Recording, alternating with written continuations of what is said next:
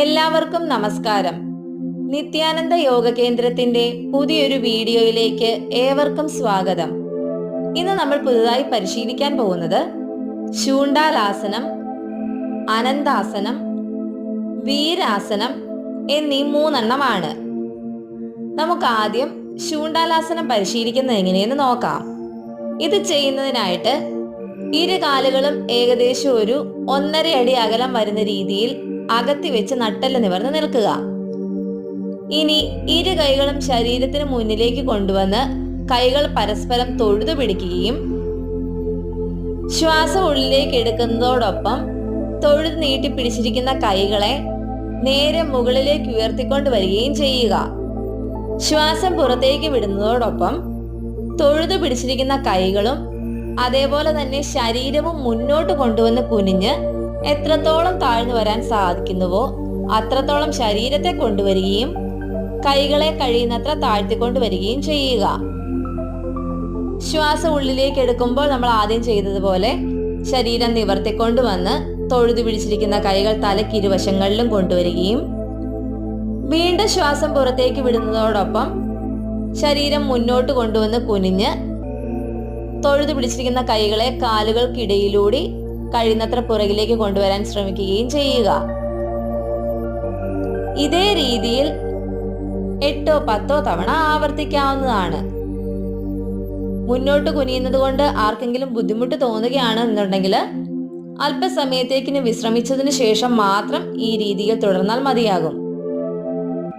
വളരെ സാവധാനം പരിശീലിക്കുന്നതായിരിക്കും ഏറ്റവും നല്ലത്. ഈ ആസനം പരിശീലിക്കുന്നത് മൂലം അരക്കെട്ടിലെയും നടുവിലെയും പേശികൾ ബലപ്പെടുന്നതിന് സഹായിക്കുന്നു. ശരീരത്തിന് നല്ല രീതിയിൽ ഉണർവും ഉന്മേഷവും ഊർജ്ജസ്വലതയും കൈവരുന്നതിനും സന്ധിവാതം മൂലമുണ്ടാവുന്ന നടുവേദനയ്ക്ക് ശമനം കാണുന്നതിനും ഇത് ചെയ്യുന്നത് മൂലം സാധിക്കുന്നതാണ്. ഇന്ന് നമ്മൾ രണ്ടാമതായിട്ട് പരിശീലിക്കാൻ പോകുന്നതാണ് അനന്താസനം. ഇത് ചെയ്യുന്നതിനായിട്ട് ഇരു കാലുകളും നീട്ടിയും ചേർത്തും വെച്ച് മലർന്നു കിടക്കുക. അതിനുശേഷം വലതുവശത്തേക്ക് ശരീരം ചെരിച്ചു കൊണ്ടുവരികയും തല അല്പം ഉയർത്തി വലത് കൈവെള്ളയിൽ തലയെ താങ്ങി നിർത്തുകയും ഇടത് കൈ ശരീരത്തിന്റെ മുന്നിൽ കൊണ്ടുവന്ന് തറയിൽ പതിച്ചു വെക്കുകയും ചെയ്യുക. ഈ അവസ്ഥയിൽ വലതുകാലിന്റെ മുകളിൽ ഇടതുകാൽ വരുന്ന രീതിയിലായിരിക്കും നമ്മളിപ്പോൾ വരുന്നത്. ഇനി ഇടതുകാൽ മടക്കി ആ കാലിന്റെ പാദം ശരീരത്തിന്റെ മുന്നിൽ കൊണ്ടുവന്ന് തറയിൽ പതിച്ചു വെക്കുകയും ഇടത് കൈ ഉയർത്തിക്കൊണ്ടുവന്ന് വലത് കാലിൽ പിടിക്കുകയും ചെയ്യുക. സാവധാനം ശ്വാസം ഉള്ളിലേക്ക് എടുക്കുന്നതോടൊപ്പം ഇടത് കാലിനെ കഴിയുന്നത്ര ഉയർത്തിക്കൊണ്ടുവരാൻ ശ്രമിക്കേണ്ടതാണ്. ഈ നിലയിൽ നിന്നുകൊണ്ട് ശ്വാസോച്ഛ്വാസം ചെയ്യാവുന്നതാണ്. വളരെ സാവധാനം ശ്വാസം ഉള്ളിലേക്ക് എടുക്കുകയും ശ്വാസത്തെ പുറത്തേക്ക് വിടുകയും ചെയ്യുക. ബുദ്ധിമുട്ട് തോന്നുന്ന സമയം ഇടതുകാൽ താഴ്ത്തി വെച്ച് അല്പസമയത്തേക്ക് വിശ്രമിക്കാവുന്നതാണ്.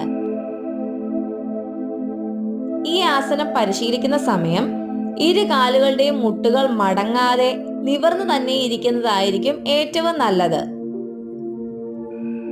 അവനവന് എത്രത്തോളം സാധിക്കുന്നുവോ അത്രത്തോളം മാത്രം പരിശീലിക്കുക.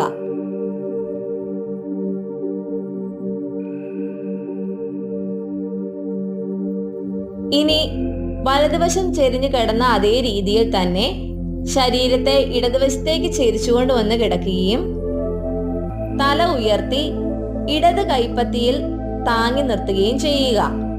ഇപ്പോൾ വലതുകാലായിരിക്കും മുകളിലായി വരുന്നത്. ഇനി വലതുകാലിന്റെ മുട്ടുമടക്കി ശരീരത്തിന് മുന്നിൽ കൊണ്ടുവന്ന് വെക്കുകയും വലത് കൈ വലത് കാലിൽ പിടിച്ചതിന് ശേഷം ശ്വാസം ഉള്ളിലേക്ക് എടുക്കുന്നതോടൊപ്പം വലതുകാലിനെ പതിയെ ഉയർത്തിക്കൊണ്ട് വരാവുന്നതാണ്. ഈ നിലയിൽ നിന്നുകൊണ്ട് സാവധാനം ശ്വാസോച്ഛ്വാസം ചെയ്യാവുന്നതാണ്. പറ്റുന്നത്ര സമയത്തേക്ക് തുടരുകയും ബുദ്ധിമുട്ട് തോന്നുന്ന സമയം ശ്വാസം പുറത്തേക്ക് വിട്ടുകൊണ്ട് കാലിനെ താഴ്ത്തിക്കൊണ്ട് വരികയും അല്പസമയത്തേക്ക് വിശ്രമിക്കുകയും ചെയ്യുക. ഈ രീതിയിലാണ് അനന്താസനം നമ്മൾ പരിശീലിക്കുന്നത്.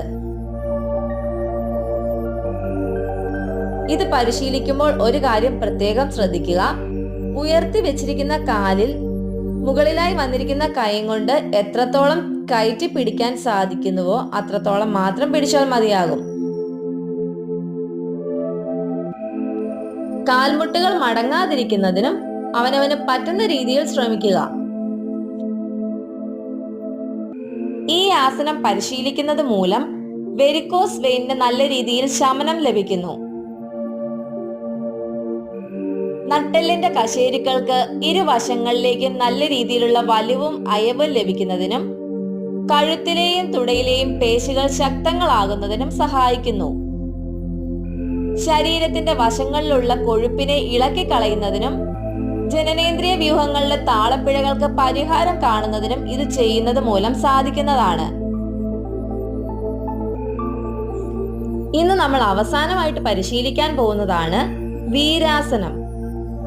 ഇത് ശരിക്കും ചെയ്യേണ്ടത് വജ്രാസനത്തിൽ ഇരുന്നതിന് ശേഷമാണ്. അങ്ങനെ പറ്റുന്നവർ ആ രീതിയിൽ പരിശീലിക്കുക. അല്ലാത്തവർക്ക് ഒരു കസേരയിൽ നട്ടെല്ല് നിവർന്നിരുന്നതിന് ശേഷം ഇത് പരിശീലിക്കാവുന്നതാണ്. ഇത് ചെയ്യുന്നത് എങ്ങനെയെന്ന് നമുക്ക് നോക്കാം. ഇരു കാലുകളുടെയും മുട്ടുകൾ മടക്കി പൃഷ്ഠഭാഗം കാലുകളുടെ ഉപ്പൂറ്റിയിൽ വരുന്ന രീതിയിൽ നട്ടെല്ല് നിവർന്നിരിക്കുക. അതിനുശേഷം ഇരു കൈകളും അതത് വശത്തെ കാൽമുട്ടുകളിൽ കമഴ്ത്തിയും വെക്കാവുന്നതാണ്. ഈ രീതിയിൽ പറ്റുന്നവർ ഇങ്ങനെ ഇരിക്കുക. അല്ലാത്ത ആളുകൾ മുൻപേ പറഞ്ഞതുപോലെ കസേരയിൽ നട്ടെല്ല് നിവർന്നിരുന്നതിന് ശേഷം കൈപ്പത്തികൾ അതത് വശത്തെ കാൽമുട്ടുകളിൽ കമഴ്ത്തി വെക്കാവുന്നതാണ്. ഇനി ഇരു കൈകളും ശരീരത്തിന് മുന്നിലേക്ക് കൊണ്ടുവന്ന് വിരലുകൾ പരസ്പരം കോർത്തു പിടിക്കുകയും ശ്വാസം ഉള്ളിലേക്ക് എടുക്കുന്നതോടൊപ്പം കോർത്തു പിടിച്ചിരിക്കുന്ന ഇരു കൈകളെയും ഉയർത്തിക്കൊണ്ടുവന്ന് തലക്കിരുവശങ്ങളിലുമായി ചെവികളോട് ചേർത്ത് കൊണ്ടുവരികയും ചെയ്യുക. ഈ അവസ്ഥയിൽ ഉള്ളം കൈകൾ പുറത്തേക്ക് ഫേസ് ചെയ്തിട്ടായിരിക്കണം ഇരിക്കേണ്ടത്. ഈ നിലയിൽ ഇരുന്നതിന് ശേഷം വളരെ സാവധാനം ശ്വാസോച്ഛ്വാസം ചെയ്യാവുന്നതാണ്. എത്രത്തോളം സമയം ഈ നിലയിൽ തുടരാൻ സാധിക്കുന്നുവോ അത്രത്തോളം സമയത്തേക്ക് തുടരുക. ബുദ്ധിമുട്ട് തോന്നുന്ന സമയം ശ്വാസം പുറത്തേക്ക് വിടുന്നതോടൊപ്പം കോർത്ത് പിടിച്ചിരിക്കുന്ന കൈകളെ പതിയെ താഴ്ത്തിക്കൊണ്ടുവന്ന് കാൽമുട്ടുകളിൽ കമഴ്ത്തി വെക്കുകയും ചെയ്യാവുന്നതാണ്. ഇതേ രീതിയിൽ 1-2 തവണ കൂടി പരിശീലിക്കുക. ഈ രീതിയിൽ തുടർച്ചയായി കൈകൾ ഉയർത്തി മുകളിലേക്ക് പിടിക്കാൻ ബുദ്ധിമുട്ടുള്ള വ്യക്തികൾക്ക് ശ്വാസം ഉള്ളിലേക്ക് എടുക്കുന്നതോടൊപ്പം കോർത്ത് പിടിച്ചിരിക്കുന്ന കൈകളെ മുകളിലേക്ക് ഉയർത്തിക്കൊണ്ടുവരികയും ശ്വാസം പുറത്തേക്ക് വിടുന്നതോടൊപ്പം കൈകളെ പതിയെ താഴ്ത്തിക്കൊണ്ടുവരികയും ഈ രീതിയിൽ 8-10 തവണ പരിശീലിക്കാവുന്നതാണ്. നമ്മൾ ആദ്യം പറഞ്ഞ രീതിയിൽ കൈകൾ തുടർച്ചയായി മുകളിലേക്ക് ഉയർത്തിപ്പിടിച്ച് ചെയ്യാൻ ബുദ്ധിമുട്ടുള്ള വ്യക്തികൾ മാത്രം ഈ രീതിയിൽ പരിശീലിച്ചാൽ മതിയാകും. അപ്പോൾ ഈ രീതിയിലാണ് വീരാസനം പരിശീലിക്കുന്നത്. ശ്വാസകോശത്തിനും ഹൃദയത്തിനും നല്ല രീതിയിലുള്ള വികാസം ലഭിക്കുന്നതിന് ഈ ആസനം ചെയ്യുന്നത് മൂലം സാധിക്കുന്നു. ദഹന പ്രക്രിയകൾ ശരിയായ രീതിയിൽ നടക്കുന്നതിനും സന്ധിവാതം മൂലം കാലുകളുടെ സന്ധികൾക്കും അരക്കെട്ടിനും ഉണ്ടാകുന്ന വേദനകൾക്ക് ശമനം കാണുന്നതിനും അതേപോലെ തന്നെ പുറത്തെയും കഴുത്തിലെയും പേശികൾ ശക്തങ്ങളാകുന്നതിനും ഇത് ചെയ്യുന്നത് മൂലം സാധിക്കുന്നതാണ്. ഇവ പരിശീലിച്ചതിന് ശേഷം ശവാസനം ചെയ്ത് മാത്രമേ യോഗ പൂർത്തിയാക്കാവൂ. അപ്പോൾ ഇന്ന് നമ്മുടെ 10ാമത്തെ ക്ലാസ്സിൽ നമ്മൾ പരിശീലിച്ചത് ശൂണ്ടാലാസനം, അനന്താസനം, വീരാസനം എന്നീ 3 ആസനങ്ങളാണ്.